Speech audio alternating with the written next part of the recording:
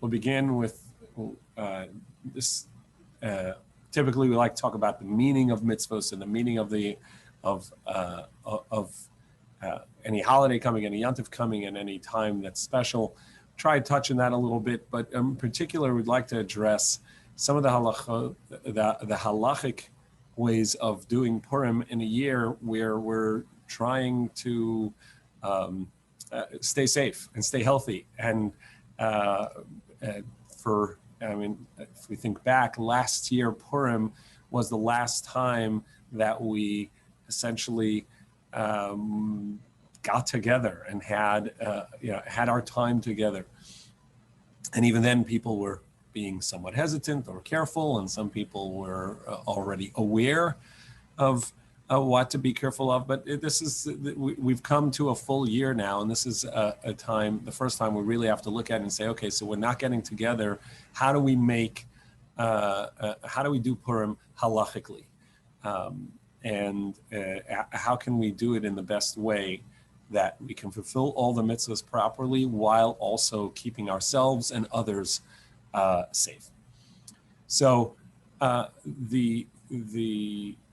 we'll go through sort of chronological order of what the mitzvahs begin, and that is really the day before Purim, which is known as the Fast of Esther, or Esther's Tanis Esther, however you call it. In general, fasting on that day, Tanis Esther, is the most lenient of the fasts that we have. It is really, as opposed to obviously Yom Kippur, which is a Torah fast, and the other fasts, which are a rabbinic about a calamity. This is really a commemorative fast to sort of commemorate Esther's courage and her journey into Achashverosh to plead on behalf of Bnei Israel. And so it's very lenient in all years. Just a little bit of a headache or something is enough to say, you know what, this is not good for me. I can't fast. Definitely, if anybody's in a category where they may be exposed to COVID, or if they got COVID, that would be really difficult for them. So they absolutely should not be fasting. And this was said even in more severe fasts. So definitely for the fast of Esther, if somebody feels that they are able to fast, they definitely should be aware that it is a lenient fast where one should break the fast as soon as they feel any sense of not feeling right.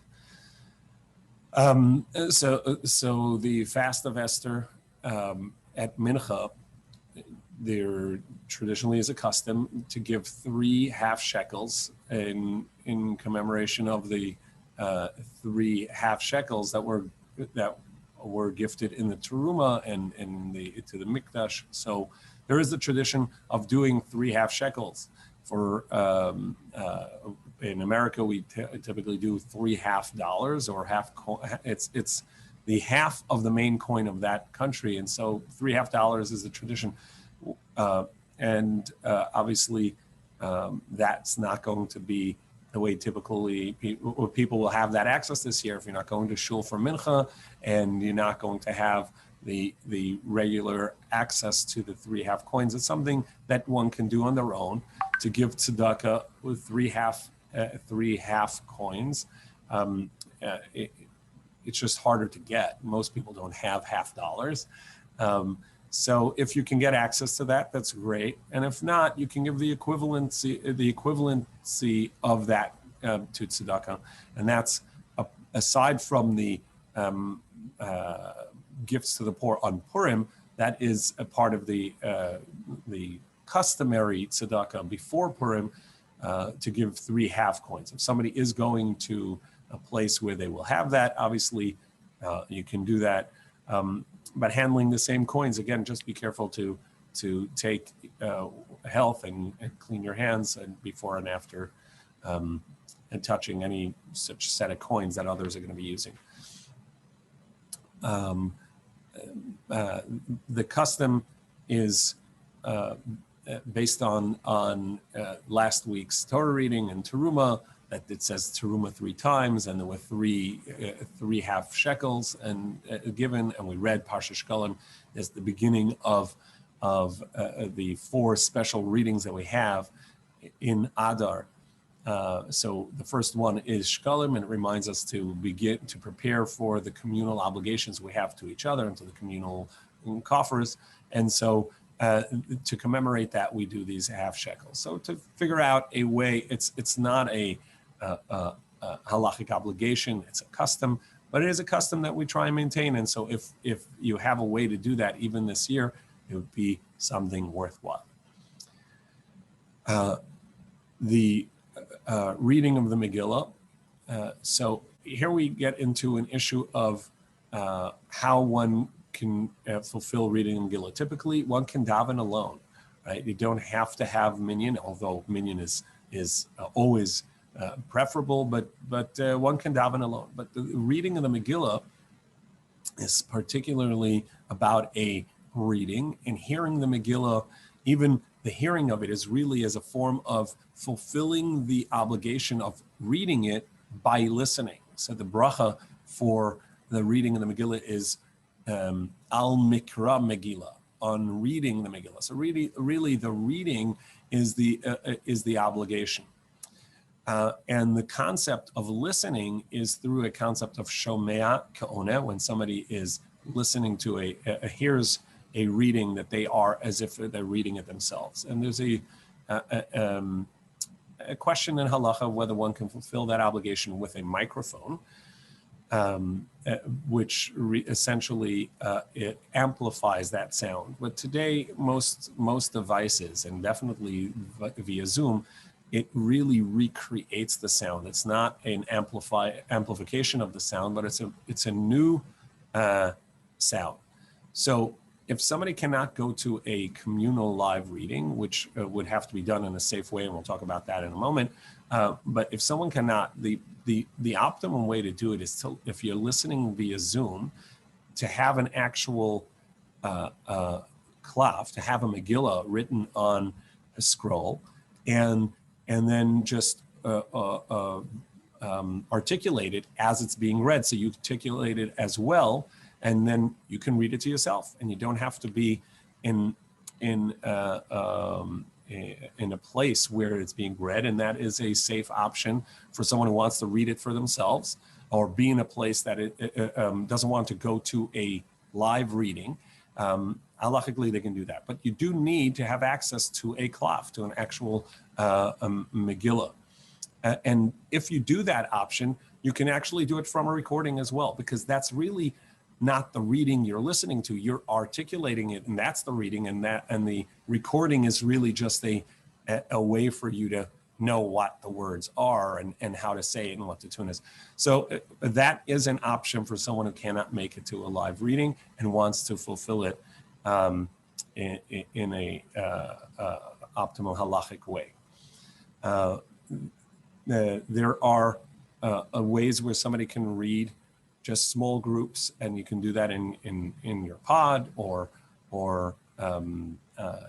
in a open space. Kesser Israel now has a very large tent, which also makes it available to have an outdoor reading, and there are going to be multiple readings, so it can be done outdoor, social distancing, and with masks, which provides a live reading where you can hear it live and also fulfill the obligation in without having a klaf, because then you can read it from a book.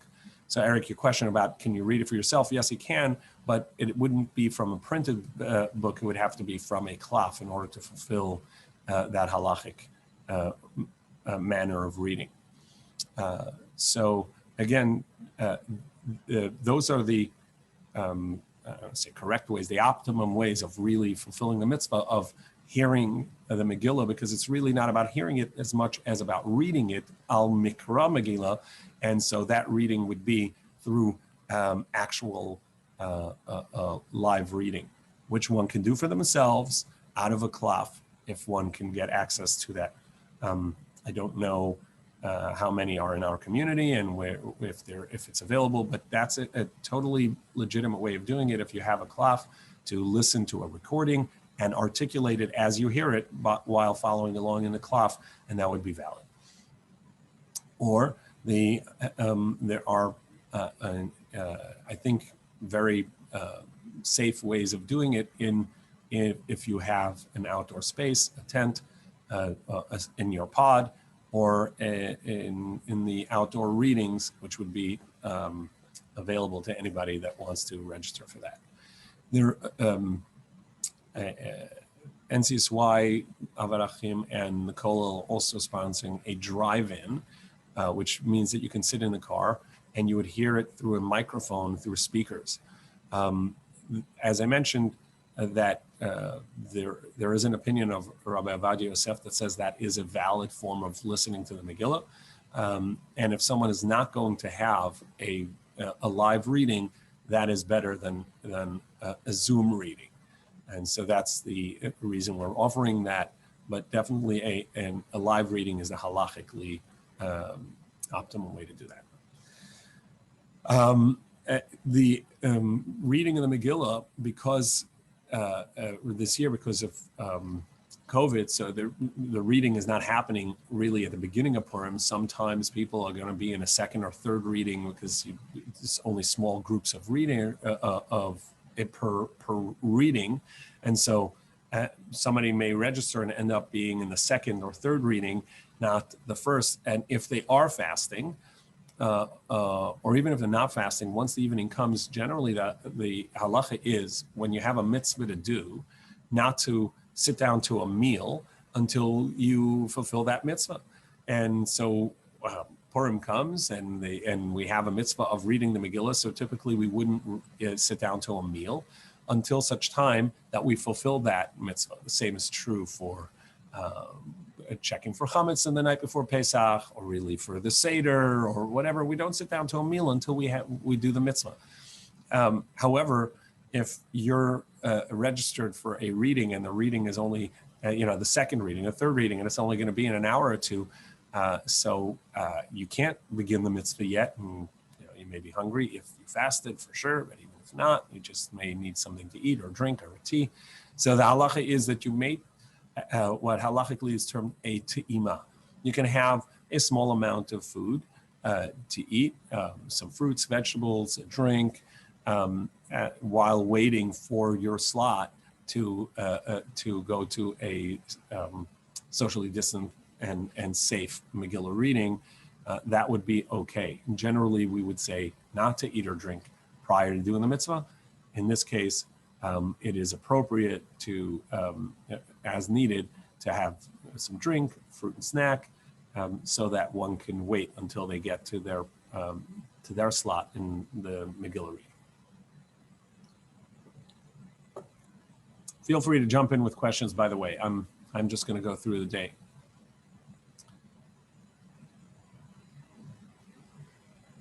I have a question. Yes, Aki. So you're talking about reading for yourself from a klaf, and you said along with a recording, but you didn't say along with something streaming or being broadcast. So was that intentional? No, I'm sorry. I meant even a non-live recording, for sure a live recording, a live cast, a live stream. Okay. But as long as you're reading, if you are reading from a klav, then you are essentially reading it on your own, and you're simply using the live cast or the stream, the recording as a guide, as it were. Somebody whispering in your ear what the reading should be.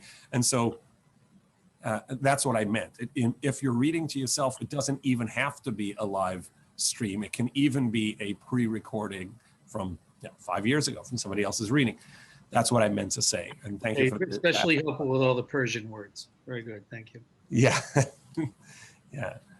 Ask a question? Achash darpene, right? That's not an easy one. Someone asked, does one have to follow along in looking in the Chumash, if somebody is listening to a live reading or whatever reading they're listening to, do they have to follow along, or can they focus with their eyes closed? Yes, you can listen. You don't have to actually read inside, as long as you're actually paying attention and listening. If that means you're going to fall asleep in the middle while sleeping, you're not actually going to fulfill the obligation, and we'll have missed that part. And to fulfill the obligation, halachically, one would have to listen to every word of the Megillah in order. Can I ask a quick question? Sure. It's l'chatchila for if someone's listening at a 10 o'clock reading, it's l'chatchila mutter for te'ima? Correct. If somebody is, Rabbi Fischer is asking, can you really just eat before doing the mitzvah? The answer is the idea of not eating before doing the mitzvah is because you have the mitzvah to do. You should do the mitzvah and not get involved in a meal. But if you're just having a snack and you can't do the mitzvah now because your slot to the Megillah is not right now, it's later, that would be okay, as needed. I mean, if you're not hungry and you're just doing it because you're bored, so then maybe study something about the Megillah or something like that. But if you feel that you need a drink or snack, that would be totally okay.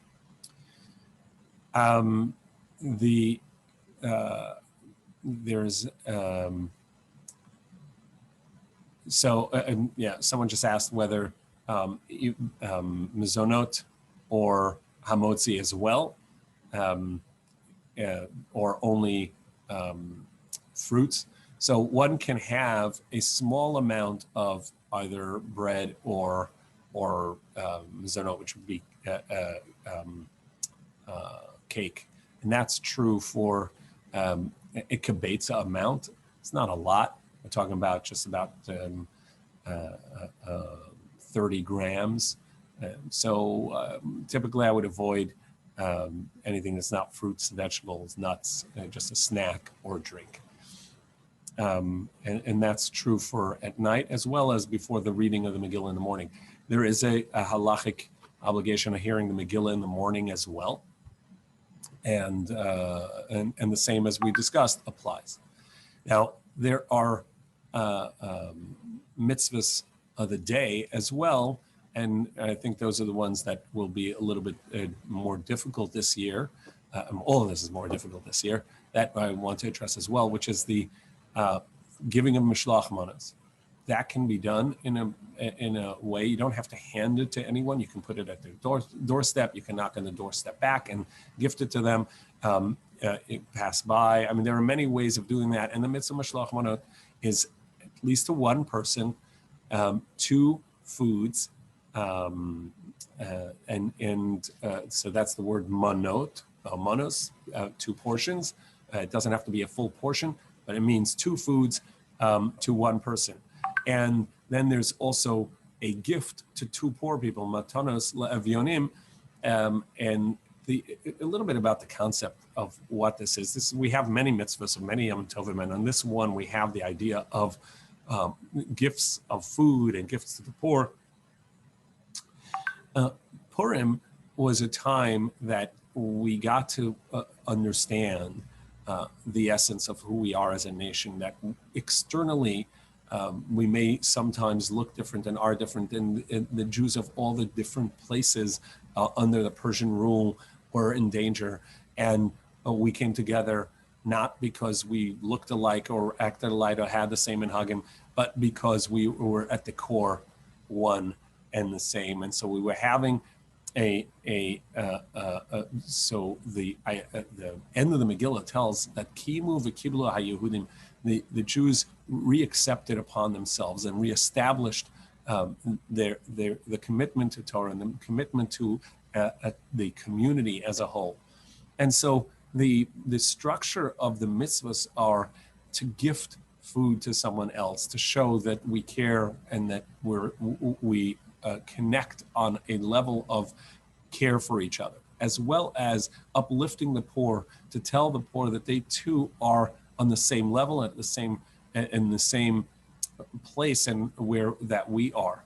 And that we're there to take care of you. We're there to hold you up as a part of the community, and it's a very important part of Purim, Mishloach Manos. That it's a part of the joyous gifting, and you make a little nice box and you put in some treats and so on. But really, the idea is to show someone else that we are there as a community for each other, to hold each other up, and then to tell twice as many, all right, poor people, that we are there to hold you up and to bring you up to our level and to keep you as an equal part of the community.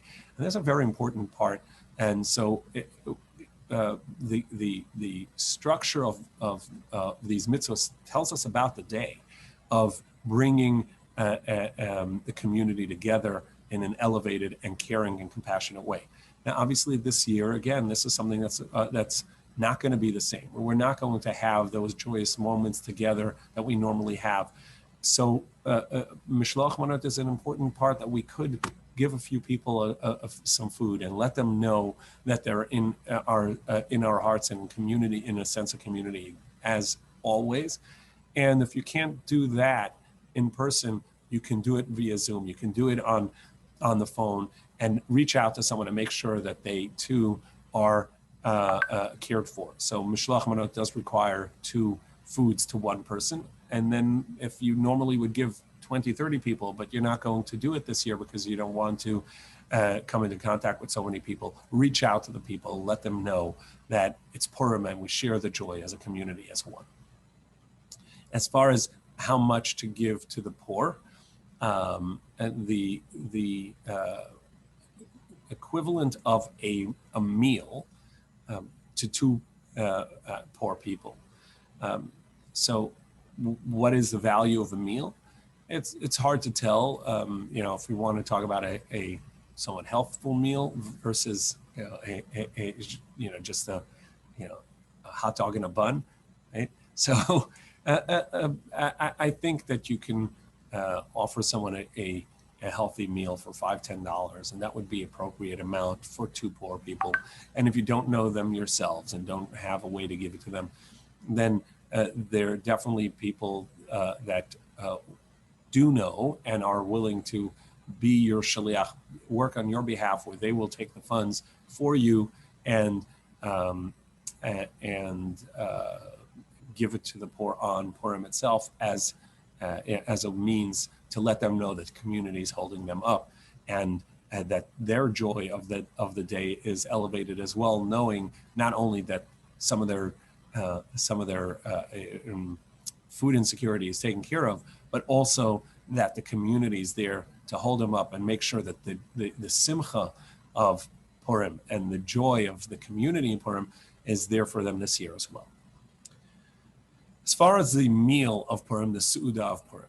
Now, generally, people would get together to have a joyous Purim meal, and the idea is to have it by day. The night after the Megillah reading is not the fulfillment of the mitzvah of the Purim meal, although one could and should have something extra and special for that. The Purim Udav is actually by day. And generally, we don't do it in the morning. We do it in the afternoon sometime, because there are many mitzvahs to do, like reading the Megillah in the morning and giving Mishloach Manot and Matanos Avyonim to the poor. So there's usually, we're typically very busy in the morning. And so we have the meal in the afternoon. And even though that'll run into the next day, well, the next day is also in a certain sense, Purim, it's Shushan Purim. And so we go and run into the next night. And that's typical as long as we start during the day. But this year, because it's COVID, so we're not going to necessarily have a typical Purim Seudah party as we normally would. But additionally, because it runs into Shabbos. So there are 2 ways of doing the Seudah on a Friday Purim. To do it earlier in the day, and this year, because of COVID, maybe you have more time in the day, so you may do it earlier in the day. But in general, some people are particularly particular about doing the Seudah on a Friday, doing the Seudah Friday Purim in the morning, on account of you want to enter Shabbos and be able to have a Shabbos meal. And if you're going to have your Purim meal sometime in the afternoon, you're not going to really be hungry, and you're not going to be in the mood, and you're not going to be in a frame of mind, and the house will not be clean, and it's just not, you're not going to be Shabbos-tig when Shabbos comes. And so to honor Shabbos, this one custom says to have the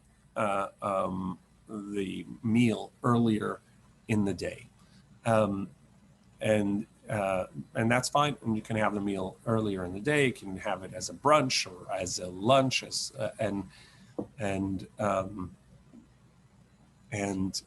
fulfill the obligation of having the meal and do it then, and then you have enough time to have a Shabbos meal later.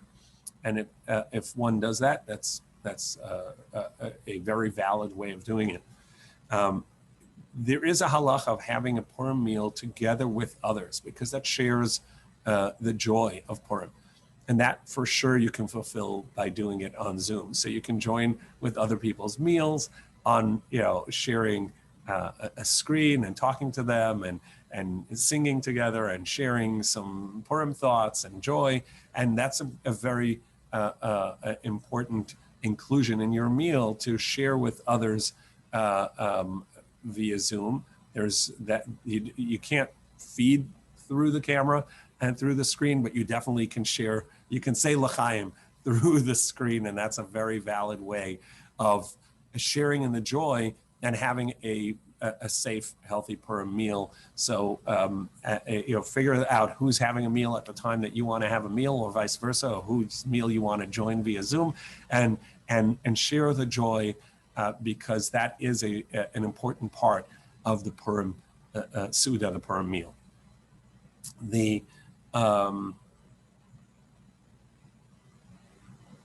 How much does the minimum a person has to eat at the meal? There isn't a minimum. It should be honorable. So if you're not vegetarian, have some fleishiks at the meal, have some meat, have some wine, make it joyous. The halacha says chayiv inish lebesume beporaya. A person should be besumi. So that means have a meal, have some meat, have some wine, have it, make it festive. Just a tuna sandwich may not be. It's not. It's a meal, but it is not a. Halachically, or as the Gemara says it should be a mishteh. Actually, the Megillah calls it a mishteh v'simcha. Mishteh is a festive meal, and so I don't know that the requirements are by measure as much as in concept. It should be a nice meal. I'll get to the Shabbat dinner / Purim meal combo in a moment. Is there an issue with having the Suda if I'm hearing the Megillah at 4 p.m.? So if you're hearing a late Megillah reading as well, it's the same concept that we said before, that where if you're in one of the later slots of a reading, and you have this year, you can't really have live readings that everybody can join. And so if you're at one of the later readings, again, you can eat beforehand, but you shouldn't have to have your Purim festive meal prior to the Megillah reading. So if you're going to be in a later reading, you should have the later meal. And so I'll tell you how that works. And this is a concept that is called Pores Mapa Umekadesh. The Gemara in Pesachim says that if people are eating a meal prior to Shabbat, Shabbos is about to come in, and then somebody says, oh my goodness, it's time to light candles.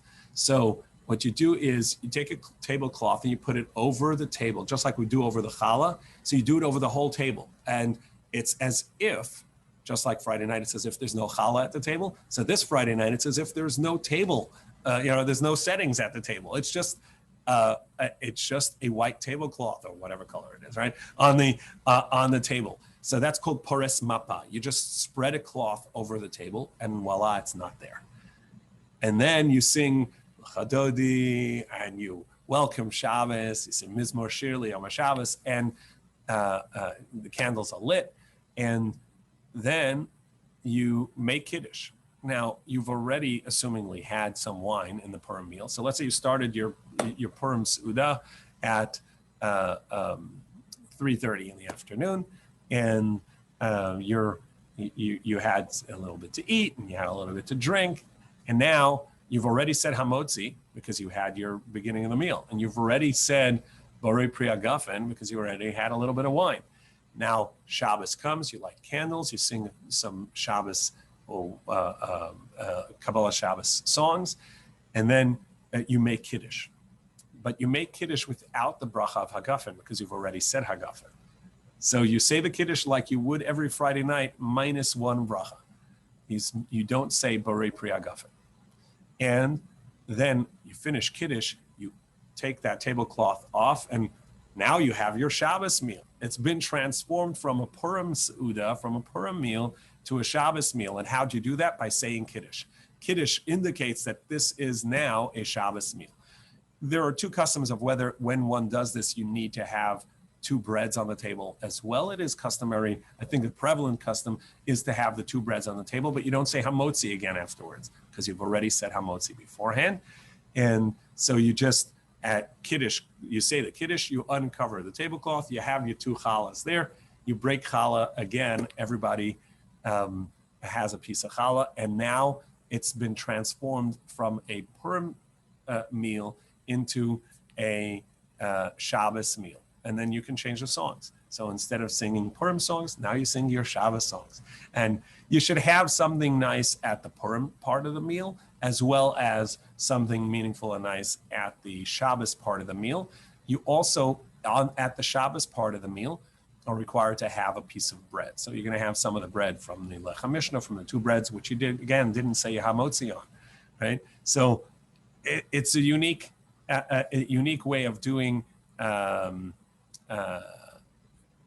Sorry, what was that? One recite Hagafen by Kiddush if they drank wine in first. No, one does not say Hagafen. Again, as I said, you say the Kiddush minus the one bracha, Borei Pri Hagafen.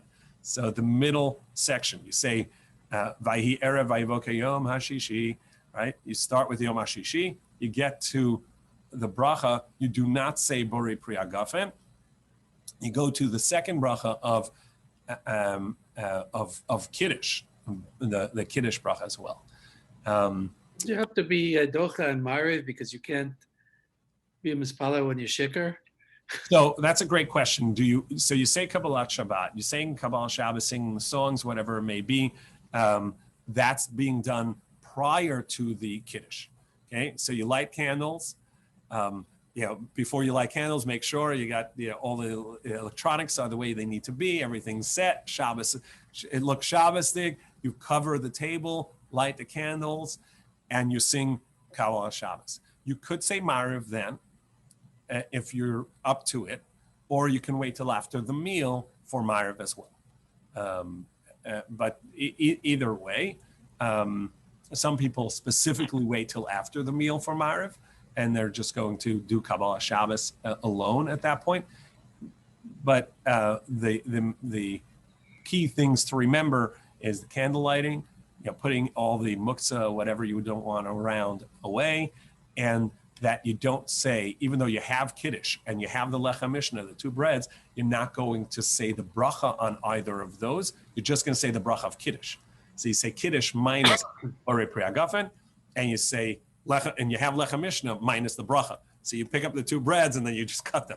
But you don't say, it may feel funny to just say Hamotzi Lechem and Aretz without the barachata, without the bracha, if you need to. But the idea is you don't say a bracha on that. Would one keep their costumes on or change into Shabbos clothes? I don't know that there's a need to change into Shabbos clothes. It is still in Yerushalayim, where Purim is on the 15th day of Iyar, 15th day of Adar. Tell you, I'm teaching Daf Yomi and talking about Iyar. So, so in the 15th day of Adar, so there, when Purim ends, actually the next day is not Purim at all, right? It's not even Shushan Purim. But for us, the next day is also Shushan Purim, so you can continue into the Purim atmosphere as well into the night. But it's Shabbos, so you honor it as Shabbos, and you say Kiddush, and the table is still set in the festive way, and you just cover the tablecloth before, with the tablecloth before you say the Kiddush. Then you uncover, and then it becomes a Shabbos meal because you've said Kiddush and you have the two breads.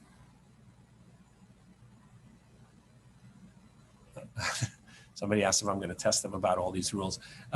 If it's been confusing, let me just reiterate it. It's really pretty simple. You start your Purim meal, say 3:30 in the afternoon. It comes to candle lighting time. You cover the table with a tablecloth. You light candles and do Kabbalah Shabbat. Do Kiddush, just not with the Borei Pri Hagafen, but the rest of Kiddush. Just leave out that one bracha on the wine. You uncover the tablecloth and it's a Shabbos table, and you uncover the table and you have the two breads, and the rest is like the rest of your Shabbos meal. In benching, you're now going to have a meal that was both a Purim meal and a Shabbos meal. And so you're going to say the addition for Purim as well as the addition for Shabbos, because this meal started on Purim and went into Shabbos. So you now say both the addition for Purim, al hanisim, and the addition for Shabbos, ritzei. So that's those are the two ways of doing the Purim meal: doing it in the morning and finishing it, and then doing it in the afternoon. Either way, have somebody that you're sharing the Purim meal with. Bring the joy and share it with. Bring the joy by yourself and share it with someone else. Tuvia, yes, even if you already daven Ma'ariv, you can say Al Hanisim in benching. There are two opinions about it, but because the way we do it, because we're in Chutz La'aretz and it's Shushan Purim anyhow, and the meal started as a Purim meal, you can say Al Hanisim as well. So again, in benching if you're going to do the afternoon meal, so it's going to be a split meal, part Purim, part Shabbos, called Poris Mapa Umekadesh. You spread a table cover and you make Kiddush, and that sort of eliminates the first meal and brings the second meal in as a Shabbos meal. You do that at candle lighting. You would make sure everything's set for Shabbos. You have the candles. You light the candles. You sing Kabbalah Shabbat. If you want, you can also do Ma'ariv. And then you say Kiddush minus the Borei Pri Hagafen. You have two breads minus Hamotzi, and the Lechem Mishnah minus Hamotzi, and you bench, saying both the inclusion for the extra part for Purim as well as the extra part for Shabbos. Any questions?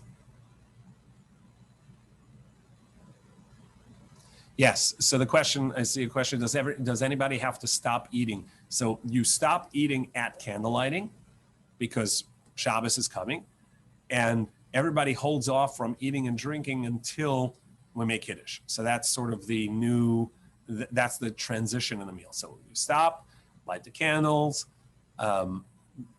sing Shabbos, Kabbalah Shabbat songs, and then you go into Kiddush, which restarts the meal. So there's the break of no eating at that point.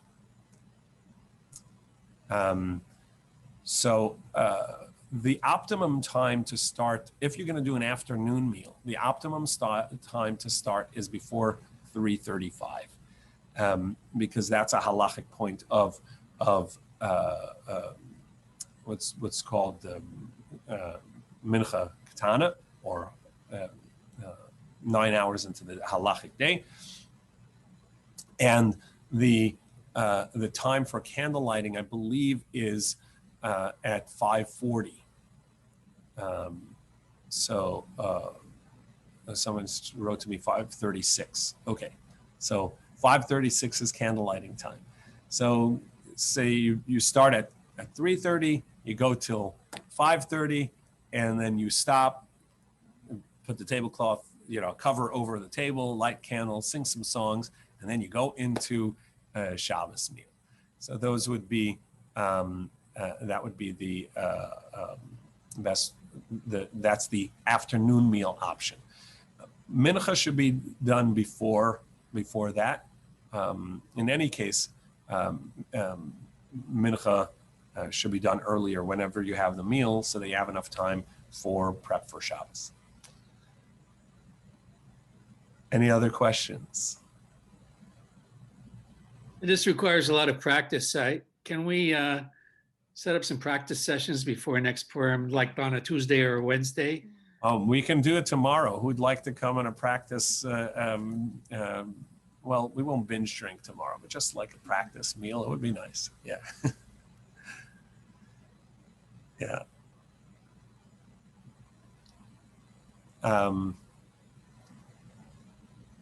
Okay. So the question is, can you start later? Yes. If you didn't start before 3:35 or whatever it is, you can still start your meal after that.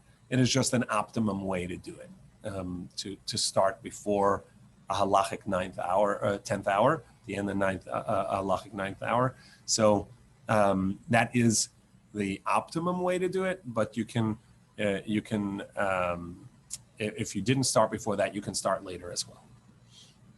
As long as it isn't candlelighting time, you can start your Purim meal, have something to eat, and then go into candlelighting and have a Shabbos meal. So even technically speaking, if candlelighting is at 5:30, 5:15, you haven't started your Purim meal, you can wash, have some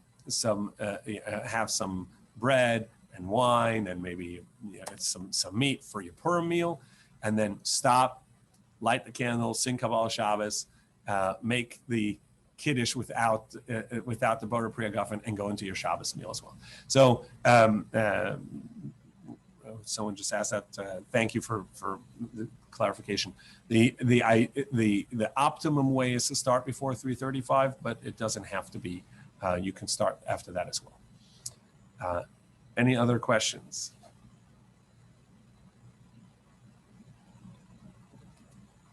Okay.